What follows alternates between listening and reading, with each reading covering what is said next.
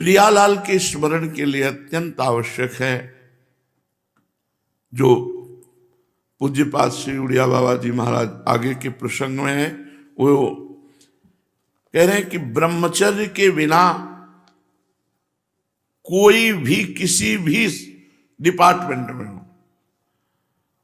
वो आगे नहीं बढ़ सकता, चाहे गृहस्थ हो, चाहे वानप्रस्थ हो, चाहे सन्यासी हो, सबके लिए ब्रह्मचर्य अत्यंत आवश्यक है। ब्रह्मचर्य में जीवन परम पुरुषार्थ में अध्यात्म में जीवन है।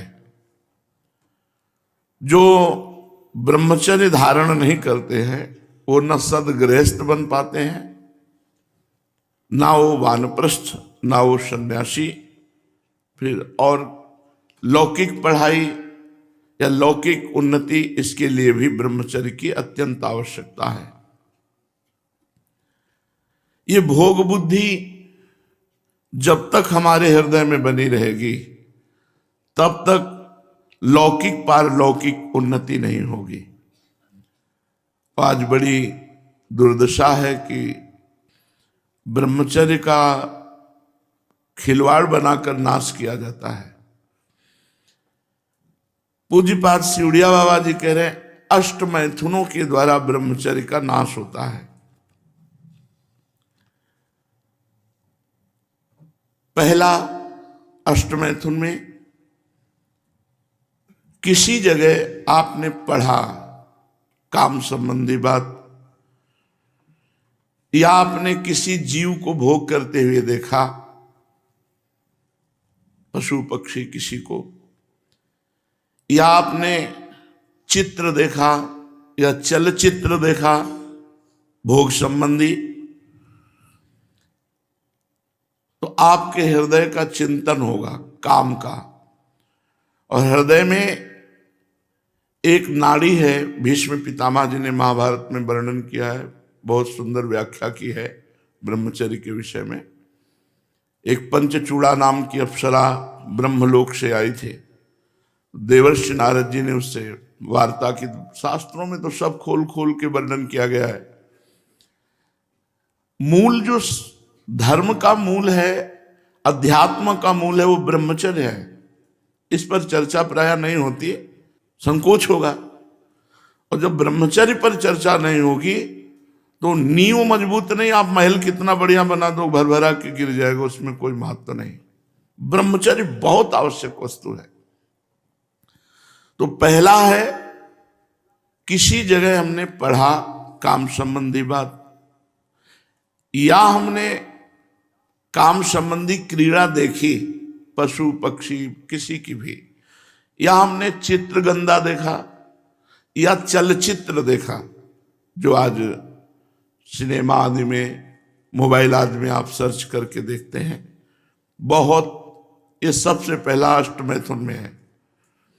इससे देखो, केवल मछली के मैथुन को देखने के कारण सौभरी ऋषि का हृदय जो भगवान के चिंतन में लगा था, हटकर स्त्री चिंतन में लगा और 50 राजकुमारियों से ब्याह किया मानधाता की। तो हमारे हृदय में एक मनोवाह नाड़ी है। कहीं हमारे शरीर में वीर्य की थैली नहीं है, जैसे पित्त की थैली या मलाशय मूत्राशय, ऐसे कोई वीर्य की थैली नहीं है। उस मनोवाह नाड़ी को रक्त की मथानी कहते हैं। जहां हम गाढ़ चिंतन काम किया तो अष्ट मैथुन में पहला मैथुन हो गया। वो मनोवाह नाड़ी पूरे शरीर से रक्त से मथ करके वीर्य को एकत्रित कर देगी। अब वो शौच के समय, जहां शौच में ताकत लगाए तहां वो निकल जाएगा, या स्वप्न के समय, रात्रि में सोते समय निकल जाएगा। बहुत इस सुनने लायक बात है, इसको यह न समझा जाए कि सांसारिक बात। इसी में आज हमारी पीढ़ी नष्ट हो रही है। तो उपासक को अष्ट मैथुन में पहले मैथुन का त्याग करे। ना कोई ऐसी किताब पढ़े जिसमें काम संबंधी बातें लिखी हों, ना किसी जीव को मैथुन करते हुए देखे, ना कोई चित्र ऐसा गंदा देखे, और ना उसका चिंतन बनने पावे। चिंतन बना तो हो गया, पहला मैथुन हो गया, उसी से आप पतित हो जाएंगे।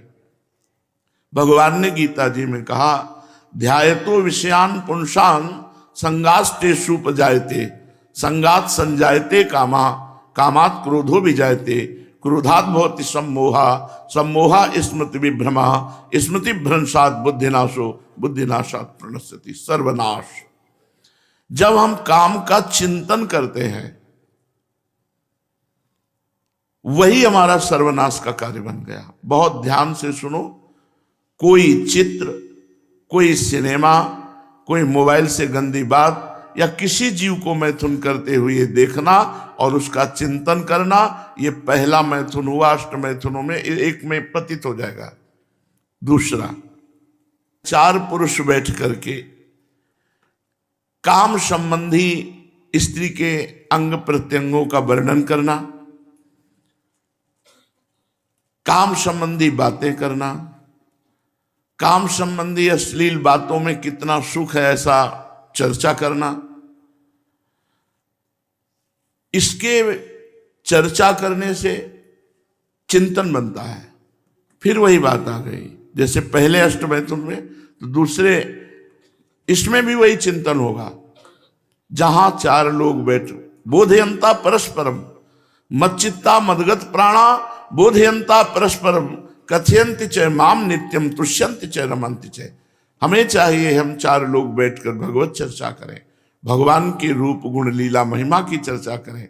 अगर हम स्त्री संबंधी चर्चा, काम संबंधी चर्चा और काम सुख संबंधी चर्चा, तो हमारे हृदय में मनोवाह नाड़ी एक्टिव हो जाएगी, वो अपने आप हो जाएगी और आपके पूरे शरीर से रक्त को मथ करके वीर्य निकाल देगी। और वो किसी भी तरह निकले, वो तुम्हें पता भी नहीं चलेगा, निकल जाएगा। तीसरा, एकांत में इशारे करना, हास्य विनोद करना, काम भाव से छूना, पास बैठ करके एकांत में चिंतन बनेगा, फिर वही दुर्दशा हो जाएगी। अष्ट मैथुनों में तीसरे में कभी भी कहीं भी किसी भी तरह से ब्रह्मचर्य साधन करने वाले को माताओं बहनों के साथ एकांत सेवन नहीं करना चाहिए। बलवान इंद्रिय ग्रामो विद्वानमपि कर्षति, इंद्रियां बड़ी बलवान हैं, वो बड़े बड़े विद्वानों को भी आकर्षित करके बलात् भ्रष्ट कर देती है। चौथा, एकांत से किसी स्त्री को चोर दृष्टि करते हुए काम भाव से देखना। वो नहीं देख रहे, आप छुप कर देख रहे हैं और पूरी तन्मयता से। ये अष्टमैथुनों में चौथा है। किसी भी माता बहन को काम दृष्टि से चोर कर देखना। चोर मतलब एकांत होकर के वो नहीं देख रहे लेकिन आप देख रहे हैं। अष्टमैथुनों में ये चौथा, ये भी आपको भ्रष्ट कर देगा। पांचवा, मुस्कुराहट, हाव भाव, कटाक्ष, वार्ता, ये काम संबंधी करना। मुस्कुरा दिया परस्पर, कटाक्ष कर दिया, हाव भाव कर दिए। अब मिलो या ना मिलो, वो आपका चिंतन बनेगा, चिंतन आपका सर्वनाश कर देगा। छठवां, श्रृंगारिक, शरीर को सजाना। जब हम शरीर को श्रृंगारित करते हैं तो हमारे अंदर रजोगुण आता है और रजोगुण काम उत्पन्न करता है। रजोगुण से ही काम का प्रादुर्भाव होता है। शरीर की सजावट नहीं होनी चाहिए। ब्रह्मचारी को शरीर से उपेक्षा रखनी चाहिए। हमें स्नान दिनचर्या के लिए करना है, वैष्णव श्रृंगार प्रिया प्रीतम की सेवा के लिए करना है। प्रभु की प्रसादी माला, प्रभु का चंदन, प्रभु की चरण रज, प्रभु का प्रसादी इत्र, प्रभु का प्रसादी उच्छिष्ट, यही हमारा जीवन है। बाहरी श्रृंगार हम अच्छे लगें इस भाव से क्रीम आदि लगाना या और भी श्रृंगार ये नहीं करना चाहिए। ब्रह्मचर्य धारण करना है तो श्रृंगार से बचना चाहिए। उपन्यास, समाचार, नाटक, अश्लील दृश्य, ये आपको कल्पनाओं में भटका देंगे, वैसी कल्पना बनने लगेगी, फिर वही भ्रष्ट हो गया। सातवां, किसी के द्वारा भोग की बात सुन करके उसकी प्राप्ति के लिए प्रयत्न करना, ये अष्टमैथुनों में सातवां है। भोगों की बातें सुन सुन सुन करके अब हम पागल हो गए और हमारा चित्त खोजने लगा कि कहां हमें भोग मिले, कैसे भोग मिले, इससे भी भ्रष्ट हो जाएगा, पतित हो जाएगा। आठवां, प्रत्यक्ष सहवास, प्रगट में संभोग, ये 8 प्रधान अष्टमैथुन कहे गए और अष्टमैथुनों में ही प्रगट संभोग के अंतर्गत ही हस्त क्रिया आती है। ये इतनी भीषण बीमारी है, इतनी जोर से फैली हुई है कि चाहे बच्चा हो चाहे बच्ची हो, कुसंग के प्रभाव से एक 12 वर्ष के बच्चे से पूछा तुम्हें कैसे ज्ञान हुआ ये, क्योंकि लक्षण दिखाई देते हैं, जैसे चेहरे में देखो तो एक दृष्टि होती है अपने लोगों के पास, जहां उस दृष्टि से देखो तहां पता चल जाता है ब्रह्मचारी है कि नहीं है। 3 चिन्ह तो एकदम स्पष्ट उसके दिखाई देते हैं, नाक से लेकर मस्तक तक स्पष्ट एक दृष्टि में पता चल जाता है कि ये स्त्री सहवास से है या हस्त क्रिया से है। बहुत बुरी दशा हो जाती है, ये बहुत बुरा रोग है। उसने कहा हम विद्यालय में सीखा है बच्चों के साथ, ये बालकों से लेकर के बड़ों तक, इससे ज्यादा खतरनाक प्लेग या हैजा, ये बीमारियां इतनी खतरनाक नहीं, इनके लिए औषधि, लेकिन हस्त क्रिया के लिए कोई औषधि नहीं।